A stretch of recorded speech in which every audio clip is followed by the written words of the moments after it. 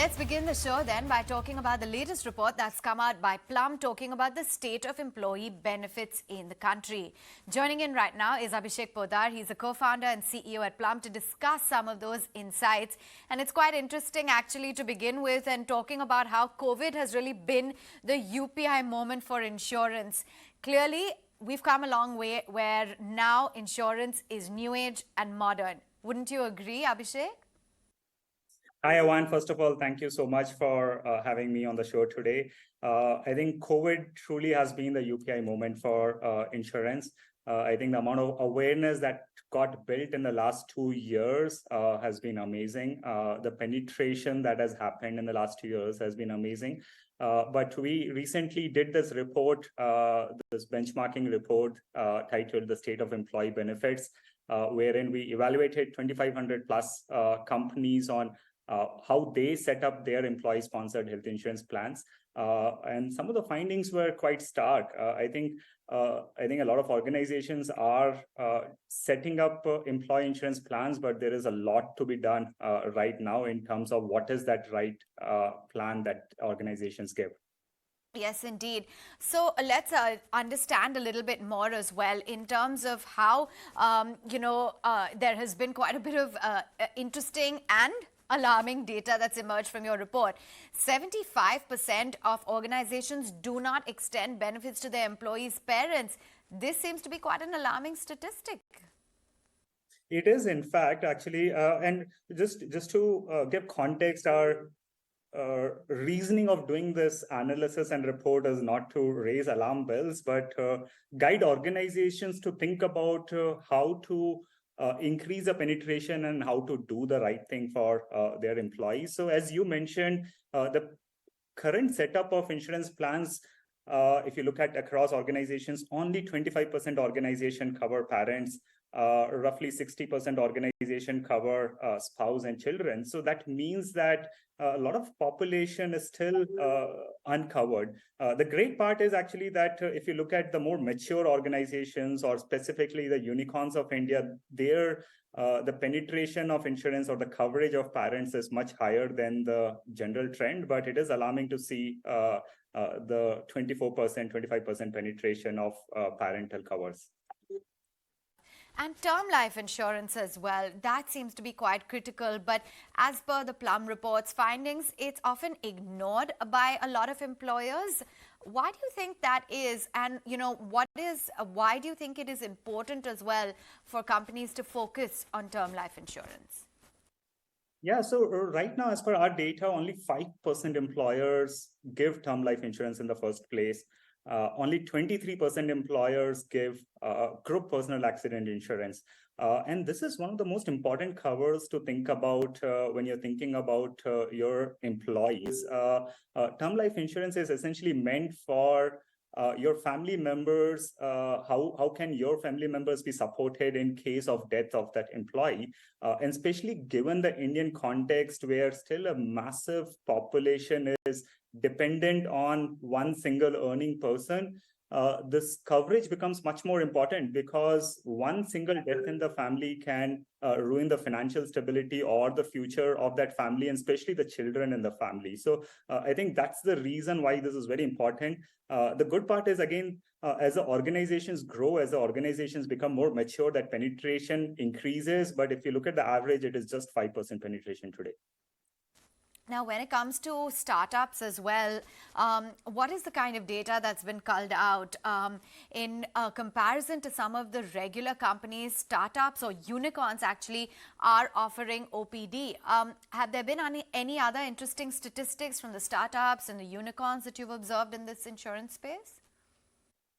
Yeah, definitely. I think unicorns are, so right now this data is based on roughly 26 unicorns out of the 100 unicorns that exist in India. These are 26 unicorns that use Plum today. So we have those data points. I think the larger story is that the unicorns or the larger organizations are definitely going above and beyond in terms of setting up their health benefit plans. They are showing to the smaller organizations what is the right thing to be done. So if you look at the family coverage, If you look at the maternity coverage, specifically if I highlight the maternity coverage, almost 96% of the organizations offer maternity benefits, be it normal maternity or C-section benefit. A large portion of these organizations cover IVF as a benefit. They cover LGBTQ as the members. 16% of these organizations give OPD as a benefit, and that's a very critical benefit, right? If you look at our spend on healthcare in India, almost 65% of our healthcare spend goes on OPD. So it becomes much more important that whether your insurance covers for OPD. But if you compare the 16% organizations that are unicorns giving OPD coverage, if you compare it to the rest of the market, that number is just 2%, right? So if you look at most of the benefits, unicorns have gone above and beyond in terms of providing the right kind of cover and a more comprehensive cover. What about, the maternity benefits that a company ought to be giving their employees? What is the general practice that has been done that should be adopted, and what is the general practice that is being adopted currently? Yeah, so think of maternity benefits into three segments. Number one is your normal maternity. If you look at the tier one cities or the metros in India, the average spend these days is beyond 50K. We see most of the organizations that cover maternity, they're providing their adequate cover of roughly 50K, but only 56% of the organizations do provide a maternity benefit right now. If you look at the average, if you look at all organizations, that number definitely is 96% if you look at the unicorns. So that is one kind of benefit. The second kind of benefit is C-section coverage. If we look at the average cost of C-section in India, right now it's hovering anywhere between 75K to a 1 lakh and trending upwards. I think that's where there is deficit of cover right now. The median cover right now of organizations is roughly 55K compared to the 75K minimum cost that people incur. So I think that is one place where we need to see substantial improvement in terms of what organizations need to do for their employees. The third kind of benefit with respect to maternity is the IVF benefit, the infertility benefit. And this is becoming more and more important in the last 5 years, where the general trend has been that the larger population in India are having challenges with infertility and require some kind of infertility treatment. This is a benefit that most of the organizations never thought about 5 years ago, but I think it's becoming a very important benefit that all organizations need to think about. If we look at what percentage of organizations do this, this is in single-digit percentage right now, but I think that is where we truly need to move the needle. Okay, fair enough. And just walk us through as well what your recommendations are for accident, for life insurance, etc., that employees should make sure that are included in their benefits. So I would maybe step back and think of the larger recommendations that or the larger things that the people leaders, the CHROs, the CEOs should think about when they're setting up their insurance and benefits program. I would say 4 things. One is you should create an insurance program that is comprehensive in nature. It should include health cover. It should include accident cover. It should include life cover. Number 2 is when we think about insurance, make sure that we have sufficient coverage. We see a lot of organizations that is not even giving a 5 lakh cover for health insurance, which to us is the minimum cover, right? If you think of Ayushman Bharat, the government-sponsored scheme, they also cover 5 lakh health benefits. So why should your employer-sponsored, the corporate-sponsored benefits not have a 5 lakh cover? If you go below that, you're not covering the risk of your employees. So that is number 2. Number 3 is make sure that your policy is comprehensive in nature with respect to benefits. So think about maternity, IVF, LGBTQ cover. There are a lot more benefits to be thought about. So make sure that you're not setting up a insurance policy just for the sake of it, but you have read through every benefit that your organization needs, your employees needs. And the fourth part is make sure that we build a program that covers costs outside OPD. So think about wellness, think about telehealth, think about mental wellness, think about health checkups, right? These are the only way in which organizations can drive better health outcomes of their employees, their family members in the longer term. So make sure that you're not just purely thinking about IPD insurance, but going above and beyond. So those would be my 4 recommendations of thinking of insurance and health benefits. All right. And just a quick word finally, the report mentions that employee benefits need to extend beyond healthcare, right? So it is critical that a benefit stack should include personal accident, term life, disability, anything else, and what would you believe should be the main check marks? So it should definitely go beyond your insurance. I think the only way we can improve the overall health of our people is if we invest in both preventive care and the primary care programs. When we think of preventive care, think of mental and physical wellness, think of nutrition programs, think of gym membership programs. And when we think of primary care, think of teleconsultation or telehealth, right, which enables your employees to talk to a doctor within 5 to 10 minutes rather than postponing their doctor visit. Think of your OPD program that can cover diagnostics and pharmacies. So those would be our recommendations to people leaders when they are thinking about a more comprehensive cover that goes beyond just your pure play health insurance. All right. It's been a pleasure, Abhishek, interacting with you, really putting into perspective how employers and employees need to be a lot more vigilant when it comes to their insurance plans. And very interesting data as well being thrown up in the report. Good to have you on board. Thanks so much for joining in on Startup Central. Okay, thank you, Avanne. Moving right on then, let's focus in on BYJU'S as the company is gearing up for a $700 million fundraise at a flat $22 billion valuation. That's going to be a much needed infusion that is really going to help the edtech giant tide over the recent liquidity crunch. This is according to reports. Let's bring on board my colleague Aishwarya Patil, who joins in with all those details. Aishwarya.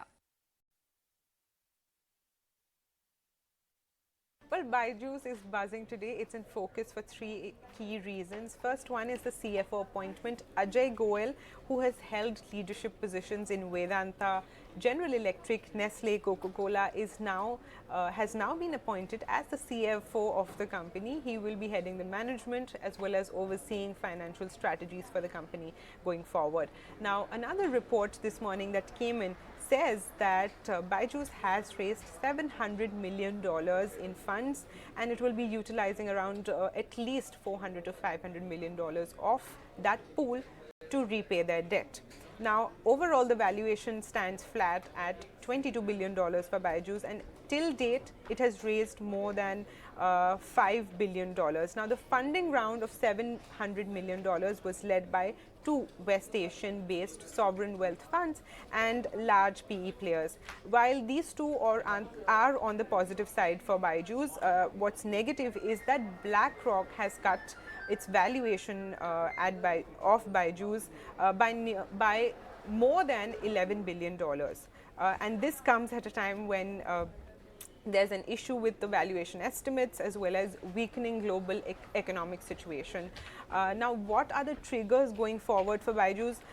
We understand that they plan to list their arm Akash and come up with an IPO. Now, the IPO timeline has been extended by 10 to 12 months, as we understand. The other trigger point is the repayment of $1.2 billion term loan, which was secured in November 2021, and a declaration of its FY22 numbers, as well as its path to profitability, which is a questionable factor as well. And in December 2022, they renegotiated terms of faster payments of loans as well. Now, remember, in the past, BYJU'S has been under scrutiny. It had reported losses of 4,588 crores in FY21, and it's also been in the news, negative news in fact, for layoffs. It has laid off in February, it axed almost 1,000 employees, whereas back in October, it had retrenched about 5% of its staff. Thanks, Aishwarya, for putting perspective on that. Moving right on then, it seems like Swiggy is getting IPO ready, and that could be by September 2024. Invesco has recently cut the valuations as well. What is the plan for the company to really hive off their kitchen services business? Let's take it across to Sharad, who joins in with those details. Sharad? Yes, in focus we'll be having Swiggy, and over here the IPO plans is something which we'll be actually looking forward for. Of course, the reports are stating, and even the industry is stating, that by September next year the IPO would be there. And apart from this, also recently Invesco came out with its report there, where they have actually slashed the valuation of Swiggy from $10.7 billion to $8 billion. Now, before IPO, there are some restructurings that the company is expected to do, and they are planning to sell their kitchen services business. Now, this will be via a share swap agreement, and this business itself is valued at $40 billion. Now, of course, the financials also, we did have a look between FY21 to FY22 numbers. The revenues have doubled, but so have the losses. So that's an important cause of concern which is happening. And of course, the overall, there has been a funding winter in the startup space, and recently they laid off almost 380 individuals in the company. Now, they have given the reason that the overhiring was there due to a poor judgment. Now, the management commentary also comes in, is where they have stated that the growth rate of food delivery has actually been slower as compared to the expectations, but there is a cash buffer to actually meet all the incidents as well as any kind of situations which come going ahead. And also they have stated that they will be revisiting the overall indirect cost structure in order to attain the path to profitability. And now this applies for Swiggy as well as for the listed company Zomato as well, which they have stated that they are expecting to be EBITDA positive by the second quarter of this current financial year. Apart from this, also there has been recent resignations coming in Swiggy. Recently, Swiggy CTO Dale Vaz resigned in the month of April. Apart from this, even Swiggy Instamart's head Karthik Gurumurthy, he has also gone on to a sabbatical leave. So a lot of pain is there happening in the company as well as in the industry, in the startup space, but most of the startups are looking to get their act clean before coming into the IPO space. I wanted to make videos, and I think videos are the future. Social media is the future, and I decided to take a bet on videos on social media. And I started this exactly 7 years ago. And I'm very lucky to have millions of people that follow and watch the content and use the products that we build. Right, and also I understand that the word Nas means, in Arabic, it means people, and you're all about, the people factor, connecting people, telling people stories. How did that name come about, and what was it like starting off your journey? Because I assume there were a lot of failures on the way. It wasn't smooth sailing. No, none of this stuff is smooth sailing, as you know very well. So a lot of the content that we make is centered around telling the story of interesting humans, because nobody else would tell that story. And so, we think there's a million humans that need to be empowered and have their voice amplified. But, ET Now can only make 10, and Nas Daily can make, let's say, 10. But, we need many more media organizations to share more stories about people, inspiring people around the world. It took roughly a year for Nas Daily to succeed. So 300 or 270 days of lots of failures, 270 failures until Nas Daily got some success. And it gets harder every day. It never gets easier. Yeah, but I'm sure that on the 271st day, you must have just heaved a huge sigh of relief and said, finally, making it. And I just want to understand what that first time was like. So what is it when you knew in that instance that, all of those 1-minute videos that you were making day after day, I understand day 130, you almost 230, you said, I want to quit. But then you amassed a huge following. So do you think that it really takes that sort of perseverance, resilience, and to know that this is exactly what you want to do, and that passion that really drove you to go forward? Yeah. So for anybody watching this, you need to be a little bit crazy. You need to be a little bit crazy to do the same thing hundreds of times and still fail at it. But every time you fail at it, you learn a little bit better. You learn how to make the video better and better and better. So, for anybody that wants to build a company or start a channel or build a product, whatever it is, they should be ready for hundreds of failures over 2 years or 3 years. That's usually the average. And it's no different than if you were a social media content creator. But, Nas Daily has been around for 7 years, but we're still building new things. We're building Nas.io, which we're launching in India very soon, which is a technology product, right, for community managers. And, that is still in the process of growing. So you're never fully successful. Advice that you'd give your 21-year-old self? Find a mentor to learn from. Okay, I spend X hours on social media every day. You can't lie. Like how many hours? Yeah. How many hours? 4. 4 daily. Okay. Any productivity hacks that you have to keep yourself motivated, stimulated? Yes. Don't change your t-shirts. Think less about what you wear. Think less about what you own, and think more about, ideas, experiments, business opportunities, content opportunities. Think less of materialistic stuff and more of like conceptual stuff. That works out really, really well because you declutter your mind from distractions. Declutter your mind. I don't know if I'm the right person to really say that too, given that, fashion, etc. They're all pretty much, obsessions with us ladies. Any regrets, big regret that you have? Regrets? Not yet. I have a great life. No regrets. No regrets yet. Maybe in the future, but so far I'm very lucky. Oh, that's amazing. Your advice to the next generation of entrepreneurs, business minds? Spend maybe not 4 hours. Out of the 4 hours you spend on the internet, spend 2 hours on social media and 2 hours on AI. If you spend 2 hours every day on AI, your life will be, you'll build a very big business. So jump on the AI revolution. That would be my advice for anybody starting their life now. Jump on the AI revolution. Okay, what according to you is going to be the next breakthrough in the world of startups? So would it be the obvious answer, AI?